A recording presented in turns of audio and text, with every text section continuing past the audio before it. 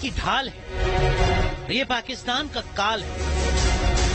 इनके हौसलों के आगे चीन पस्त है। इनका अटैक सबसे जबरदस्त है।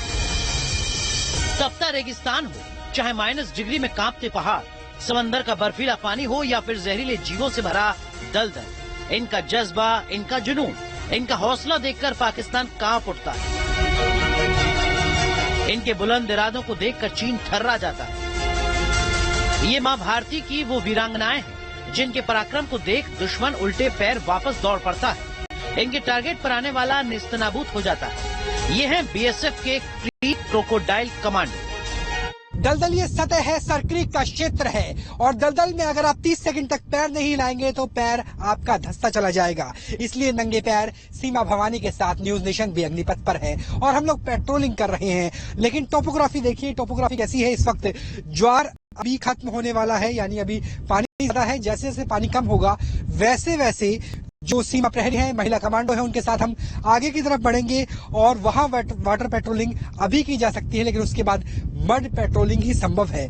इसलिए वहां पर मड पेट्रोलिंग की जाएगी। अगर इस इलाके की बात करें तो ये जमीन बह जाती है। ये जमीन ऐसी है जो नाले में बह जाती है, चाहे वो हरामी नाला हो चाहे लखी नाला हो। ऐसे में इस तरीके से मैंग्रोव उगाए जाते हैं। इनकी कोशिश ये है कि जितने ये मैंग्रोव उगाए जाएंगे उतना ये जमीन ज्यादा सख्त हो पाएगी, सुरक्षित हो पाएगी और यहाँ पर पेट्रोलिंग करना काफी हद तक आसान रहेगा। इसलिए यहाँ पर ये वेटलैंड है, यहाँ पर और कोई फसल नहीं हो सकती है, सिर्फ मैंग्रोव उगाए जाते हैं और उसके जरिए यहाँ की जमीन को बचाने की कोशिश बीएसएफ के जवान कर रहे हैं। यानी बीएसएफ सीमा तो प्रहरी है ही, सीमा की सुरक्षा तो करते ही हैं, लेकिन सुरक्षा करते हैं प्रकृति की भी, और प्रकृति की सुरक्षा सीमा भवानी करती है। हम चाहेंगे कि आप भी चलना शुरू कीजिए और इन महिला कमांडो के साथ हम लोग मड पेट्रोलिंग की शुरुआत करते हैं। दलदल ये सतह है, हर बढ़ते कदम के साथ आपके पैर और ज्यादा धंसते चले जाएंगे इस पूरे के पूरे इलाके में। कई बार ऐसा होता है कि जब ज्यादा दलदल होती है तब रस्सी बांध के भी पेट्रोलिंग करनी पड़ती है। समस्या ये है कि अगर एक व्यक्ति धंस गया और रस्सी नहीं हुई तो उसे निकालना संभव नहीं हो पाएगा। यकीन मानिए, जितना आपने फिल्मों में देखा होगा कि दलदल की सतह पे काम करना कितना मुश्किल होता है, उससे ज्यादा हकीकत में मुश्किल होता है, क्योंकि जो पंचिन आपको नजर आएंगे जहां जहां कदम है उस कदम के बाद वहां पानी आ चुका है। यानी ये जो पूरी मडी लैंड है ये ऐसी है कि जहां पैर रखेंगे, पैर रखने के बाद पानी आ जाएगा और अगर 15-20 सेकंड तक आपने अपने पैरों को नहीं हिलाया तो उसके बाद स्थिति ऐसी हो जाएगी कि आपको बचाने के लिए रोप का इस्तेमाल करना पड़ेगा। और उसके बावजूद जो सीमा प्रहरी है, जो महिला कमांडो है, वो लगातार पुरुषों के साथ कदम ताल करते हुए, यहाँ से पाकिस्तान की सीमा ज्यादा दूर नहीं है, लेकिन पुरुषों से कंधे मिलाते हुए, क्योंकि भारत की रणबांकुरी महिलाओं के लिए भी कहा जाता है कि ये चंडी भी है, काली भी है, दुर्गा भी है और झांसी की रानी भी है। और यही वजह है कि उनके कदम कहीं भी रुक नहीं रहे। और इस टोपोग्राफी की तो आपको बात बता दी, लेकिन इस वेटलैंड की बात यह है कि यहाँ पे रेटल स्नेक्स हैं, यहाँ पर बिच्छू हैं। उसके बावजूद पैदल, वो भी नंगे पांव पेट्रोलिंग करना वाकई यकीन मानिए कि बेहद साहस का काम है।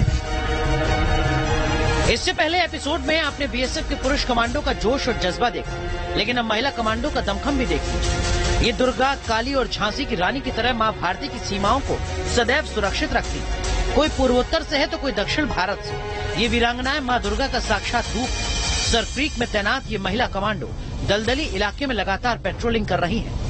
ये जो पूरी मडी लैंड है ये ऐसी है कि जहां पैर रखेंगे, पैर रखने के बाद पानी आ जाएगा और अगर 15-20 सेकंड तक आपने अपने पैरों को नहीं हिलाया तो उसके बाद स्थिति ऐसी हो जाएगी कि आपको बचाने के लिए रोप का इस्तेमाल करना पड़ेगा। और उसके बावजूद जो सीमा प्रहरी है, जो महिला कमांडो है, वो लगातार पुरुषों के साथ कदम ताल करते हुए, यहाँ से पाकिस्तान की सीमा ज्यादा दूर नहीं है, लेकिन पुरुषों से कंधे मिलाते हुए, क्योंकि भारत की रणबांकुरी महिलाओं के लिए भी कहा जाता है कि ये चंडी भी है, काली भी है, दुर्गा भी है और झांसी की रानी भी है। और यही वजह है कि उनके कदम कहीं भी रुक नहीं रहे। और इस टोपोग्राफी की तो आपको बात बता दी, लेकिन इस वेटलैंड की बात यह है कि यहाँ पे रेटल स्नेक्स हैं, यहाँ पर बिच्छू हैं। उसके बावजूद पैदल, वो भी नंगे पांव पेट्रोलिंग करना वाकई यकीन मानिए कि बेहद साहस का काम है। और साहसी महिलाओं के साथ न्यूज नेशन भी लगातार काम कर रहा है। थोड़ा हम आपसे बात भी करना चाहेंगे। कहाँ के रहने वाले हैं आप? मध्य प्रदेश के। मध्य प्रदेश में ऐसी दलदल नहीं होती? नहीं तो सर। सबसे बड़ा दलदली क्षेत्र है जी सर। कितना मुश्किल होता है यहाँ पे काम करना? सर मुश्किल तो है पर कर लेते हैं। घर वालों को बताते हैं कि जहां आप चलने की सोच नहीं सकते, जहां जमीन और पानी का कोई अंतर नहीं है, वहां हम लोग काम करते हैं माँ भारती के लिए। जी। आपसे भी जानना चाहेंगे, आप कहाँ के रहने वाले हैं? मध्य प्रदेश के। आप भी मध्य प्रदेश से हैं। तो कितना मुश्किल है ये सफर करना, क्योंकि जो आपकी सिखलाई होगी वो वेटलैंड में नहीं हुई होगी, क्योंकि JNK भी है, राजस्थान भी है, कचकरण भी है। तो यहाँ पर काम करना कितना डिफिकल्ट रहता है। लगता है कि दुश्मन से ज्यादा तो दिक्कत यहाँ पे चलने में है, पैर रखने में है, क्योंकि पानी कभी है कभी पानी गायब। सर लगता तो है, लेकिन ट्रेनिंग के दौरान हमें सिखलाई तो दी जाती है, उसके अकॉर्डिंग हम अपने आप को यहाँ पर ढाल लेते हैं।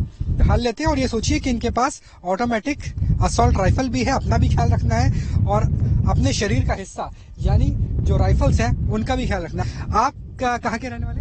सर महाराष्ट्र के हैं। तो वहाँ समंदर तो है, लेकिन लगता है कि इतना ज्यादा नमक नहीं है, क्योंकि जो महाराष्ट्र की कोस्टल लाइन है और यहाँ पे जो क्रीक का इलाका है बहुत अंतर है। इसलिए आपने शायद गॉगल्स भी लगाए हुए हैं कि जो नमक का पानी है वो आपको खराब ना करे। हाँ सर, वो तो है, मतलब साइड इफेक्ट भी है इसके तो, लेकिन सर अभी ड्यूटी है तो करना पड़ता है क्योंकि हमारा फर्ज है। फर्ज सबसे ऊपर है। Yes sir. तो अगर आप ये सोच रहे हैं कि यहाँ पर आप जॉब करने आएंगे तो ना जी, ये BSF आपके लिए नहीं बनी, CAPF की कोई भी फोर्स आपके लिए नहीं बनी, चाहे वो पैरामिलिट्री की CISF हो, CRPF हो, NSG हो, ITBP हो, BSF हो। अगर आप जॉब नहीं ड्यूटी करना चाहते हैं तो आपके लिए बने हैं। आप क्या रहने वाले हैं? MP sir. आप MP से हैं। घर छुट्टी उट्टी मिल जाती है समय पे जाने के लिए? कभी कभी मुश्किल आती है, लेकिन मिल जाती है। मिल जाती है, परिवार से मिलने का टाइम मिल जाता है। जी। बच्चे हैं? No sir.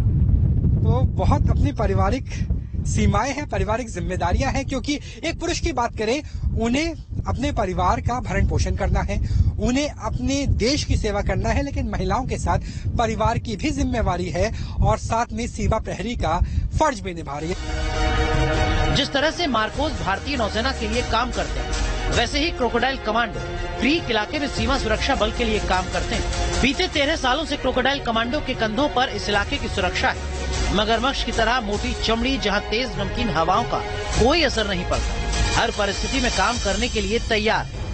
भारतीय नेवी में जिस तरीके से मार्कोस काम करते हैं, उसी तरीके से जैसे नेवी सील काम करती है US नेवी में, वैसे ही BSF के क्रीक कमांडो क्रोकोडाइल काम करते हैं। लेकिन इनका काम पहले से ज्यादा मुश्किल है, यानी मार्कोस से भी मुश्किल है और नेवी सील से भी मुश्किल है।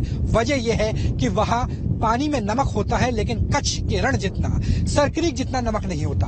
दूसरी वजह यह है कि उन्हें पानी में काम करना होता है, लेकिन इन्हें दलदल में काम करना होता है। सोचिए, पानी में आप आराम से चल सकते हैं, लेकिन मैं लगातार अपने पैर हिला रहा हूं, क्योंकि अगर एक जगह रुकूंगा तो ये पानी की दलदल मुझे अपने अंदर समा लेगी। तो ऐसी स्थिति में नंगे पैर काम करना, और उस स्थिति में काम करना जब रेटल स्नेक्स इसके आसपास है, तो मान के चलिए कि मरीन कमांडो से भी ज्यादा दूभर, से भी ज्यादा मुश्किल काम है यहाँ पे क्रीक क्रोकोडाइल कमांडो को काम करना। इन्हें क्रीक क्रोकोडाइल क्यों कहा जाता है? एक बार दिखाइए। इन्हें इसलिए कहा जाता है क्योंकि इस तरीके से क्रोकोडाइल उभयचरी जीव है।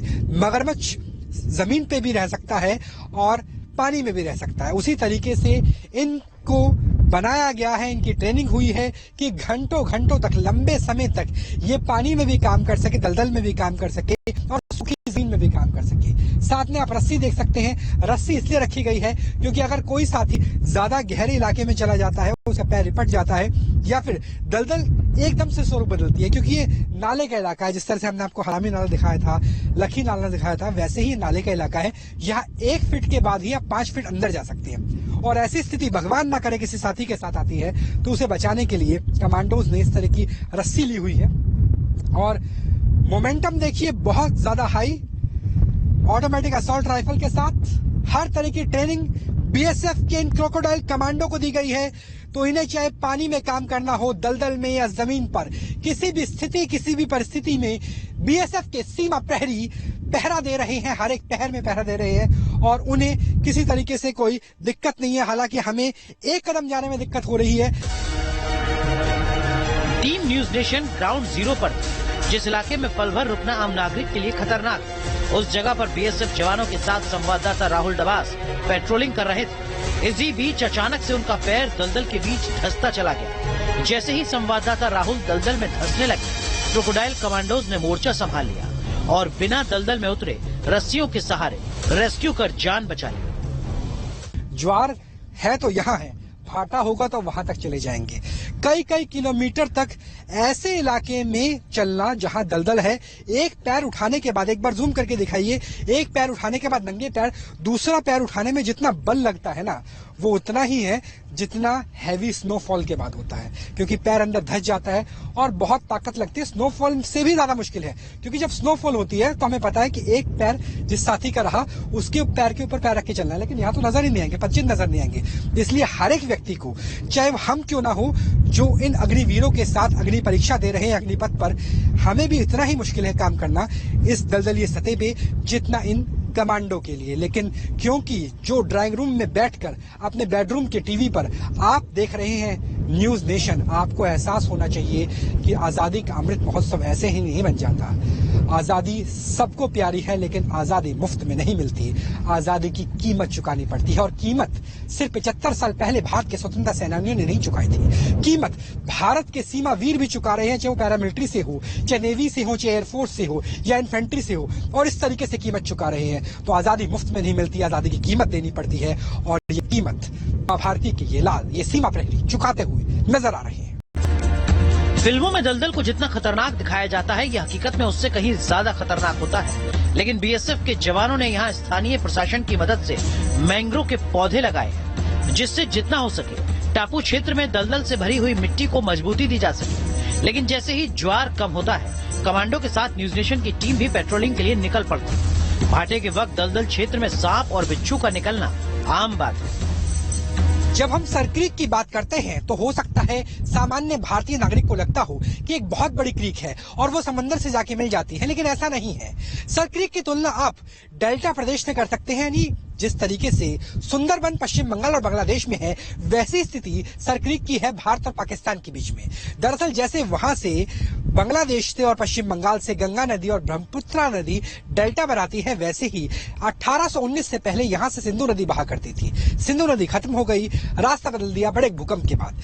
उसके बाद ये पूरे चैनल्स खाली हो गए, सिंधु ने बहना बंद कर दिया।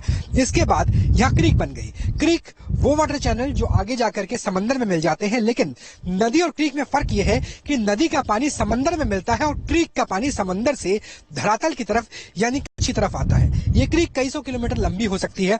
उसकी सबसे बड़ी क्रीक कोरी क्रीक पे हम लोग मौजूद हैं, और अगर एक बार देखेंगे तो आपको एहसास होगा कि शायद ये समंदर ही है, और इसे माना भी जा सकता है समंदर, क्योंकि इसकी चौड़ाई कई किलोमीटर, कई मील चौड़ी है। लेकिन कैसे पता चलता है क्रीक है? वो देखिए, एक तरफ तो पानी की लहरें हैं, समंदर जैसा लग रहा है, लेकिन ज्वार भाटा के बीच में हम मौजूद हैं, ये दिखाने के लिए कि क्रीक बनती कैसे है। जबकि दूसरी तरफ देखेंगे तो आपको कीचड़ और दलदल नजर आएगी। यहाँ दलदल पे अगर किसी ने चलने की कोशिश की तो दलदल उसे अपने में समा लेगी। तो ये फर्क है समंदर में और क्रीक में। समंदर में पानी ही पानी है, जबकि दलदलीय क्षेत्र एक तरफ होता है, और दलदलीय क्षेत्र लगातार बदलता रहता है। और यही वजह है कि यहाँ पर हम लोग मौजूद हैं। देश की फर्स्ट लाइन ऑफ डिफेंस कही जाने वाली बीएसएफ और सर क्रीक की सेकंड लाइन ऑफ डिफेंस कहे जाने वाले भारतीय मछुआरों के संबंध की बात करें तो ये बिल्कुल वैसा है जैसे कश्मीर में चरवाहों के साथ बीएसएफ की जुगलबंदी। करगिल के युद्ध के वक्त पाकिस्तानी घुसपैठ की सबसे पहली सूचना भारत के चरवाहों ने दी थी। इससे ये साफ हो जाता है कि सीमावर्ती गांव, चरवाहे और मछुआरे देश के लिए सेकंड लाइन ऑफ डिफेंस की तरह काम करते हैं। इसीलिए बीएसएफ और इस क्षेत्र के मछुआरों के बीच बहुत अच्छा तालमेल है। यहाँ पर आप देखिए कितनी सारी नाव खड़ी हैं, और नाव ये जताने के लिए काफी है कि यहाँ पर बहुत बड़ी संख्या में मछुआरे रहते होंगे। बहुत बड़ी संख्या में ऐसे मछुआरे रहते होंगे जो मछुआरे क्रीक के क्षेत्र में मछली पालन के लिए जाते हैं। क्रीक इसलिए महत्वपूर्ण भी है क्योंकि क्रीक वो क्षेत्र है जहां पर सबसे ज्यादा मछलियां पाई जाती है, और यही वजह है कि पाकिस्तान के मछुआरे भी कई बार बड़ी संख्या में इस इलाके में पहुंच जाते हैं। लेकिन अगर स्थिति परिस्थिति की बात करें तो जब भी मानसून का समय होता है, भारतीय क्षेत्र में जो मछुआरे हैं उन्हें रोक दिया जाता है कि आप यहाँ पर मछली पालन नहीं कर सकते। इसका फायदा उठाते हैं पाकिस्तान के मछुआरे, और यहाँ पे जो अकूट संपदा है, जलीय संपदा है, उसका दोहन करने की कोशिश की जाती है। हालांकि आमतौर पर 15 अगस्त के आसपास, यानी जब पूरा देश आजाद होता है, तो यहाँ पर मछुआरे भी आजादी का महोत्सव मनाते हैं और उसके साथ वो मछली पालन की शुरुआत कर देते हैं। मूंगा चट्टाने हम यहाँ देख सकते हैं और अलग अलग तरह की परिस्थिति है, अलग अलग तरह की स्थिति है। बहुत से मछुआरे हमारे साथ हैं और मछुआरे इसलिए महत्वपूर्ण है कि जैसे first line of defence BSF है, वैसे ही फर्स्ट लाइन ऑफ डिफेंस वो लोग भी हैं जो सीमा पर रहते हैं।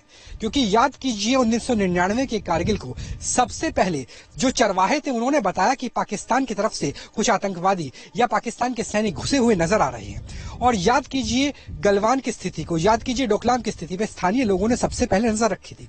और ऐसे में स्थानीय लोग जो देशभक्त हैं, जो मातृभूमि से प्यार करते हैं और बीएसएफ के साथ साथ काम करते हैं, वो महत्वपूर्ण हो जाते हैं। अभी तो फिलहाल यहाँ पे फिशिंग बंद है, मछली नहीं पकड़ने जा सकते, तो क्या इसका फायदा पाकिस्तान के मछुआरे उठाते हैं? वो नालों में आ जाते हैं। वो कई बार अपने उस जब ऐसे हवामान खराब हो जाते हैं तो अपने क्रीक में वो लोग वहाँ से मतलब आगे नहीं आ जाते, अपने क्रीक से मतलब कभी कभार ये लोग आ जाते हैं। तो कभी ऐसा भी होता है कि आप उनके क्षेत्र में चले जाए, आपके लोग फंस जाए?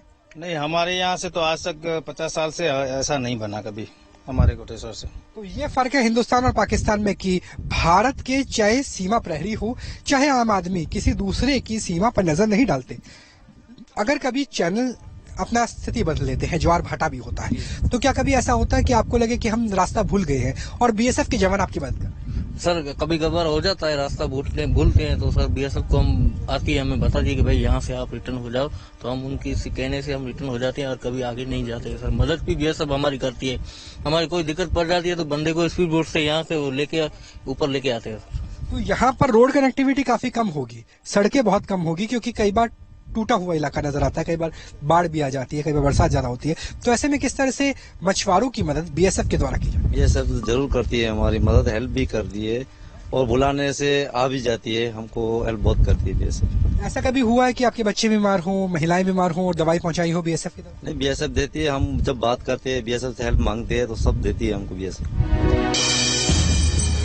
इस इलाके का अपना पौराणिक महत्व है। बताया जाता है कि जब भगवान शिव से रावण ने अमरता का वरदान मांगा तो कैलाशपति ने कहा कि अगर आप मेरे लिंग अवतार को ले जाकर श्रीलंका में स्थापित कर देंगे तो अमर हो जाएगा। इसी जगह रावण ने शिवलिंग को जमीन पर रख दिया था, जिसके बाद एक की जगह सैकड़ों शिवलिंग नजर आने लगे थे और रावण असली शिवलिंग नहीं पहचान सका।